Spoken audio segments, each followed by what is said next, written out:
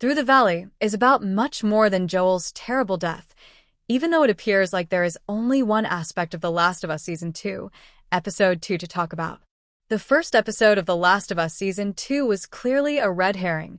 It was rife with foreshadowing, but now the season's sluggish start makes sense. The deaths of Joel and Pedro Pascal aren't entirely unexpected, even if you've managed to avoid spoilers and haven't played the game. However, this legendary event struck so dear to home because of its timing. Joel's death is more shocking than tragic, and it occurs at an odd point in the season. It's a decidedly arbitrary decision to kill off such a beloved character in Episode 2, and it works to throw viewers off balance. It's too early and abrupt to allow the full extent of the pain to be experienced, and it's obvious that Ellie will find it much simpler to pursue retribution than to truly come to terms with what has transpired. After Through the Valley, the rest of the season's plot has come together, and I don't think Ellie, Bella Ramsey, will accept her surrogate father's passing in a quiet way. However, Joel and Ellie are just one piece of the puzzle in Through the Valley and The Last of Us, even though they don't have many scenes together. The series' approach to the apocalypse and integration of all facets of human history into the new global order is among its strongest features. Jackson experiences an almost medieval siege, which is nerve-wracking, horrifying, and captivating. With Caitlin Dever's desperate escape from the army of infected keeping us on the edge of our seats, Through the Valley provides the excitement that fans have come to anticipate from the series.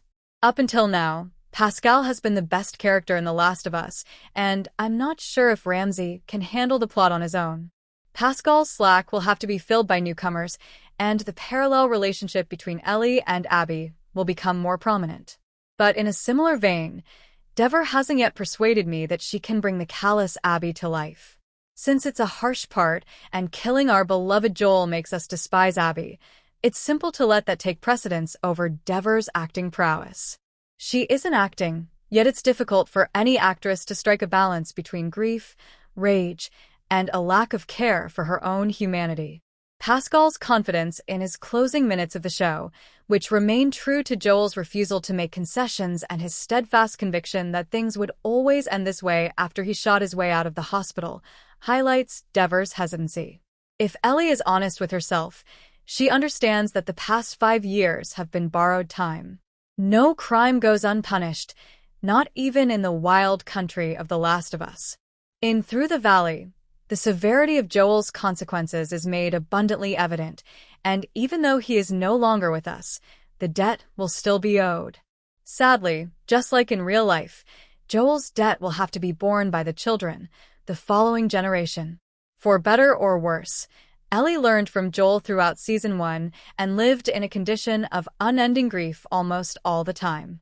She will always remember Joel's last moments of terror and powerlessness. Please remember to subscribe to my channel, like, and share my content.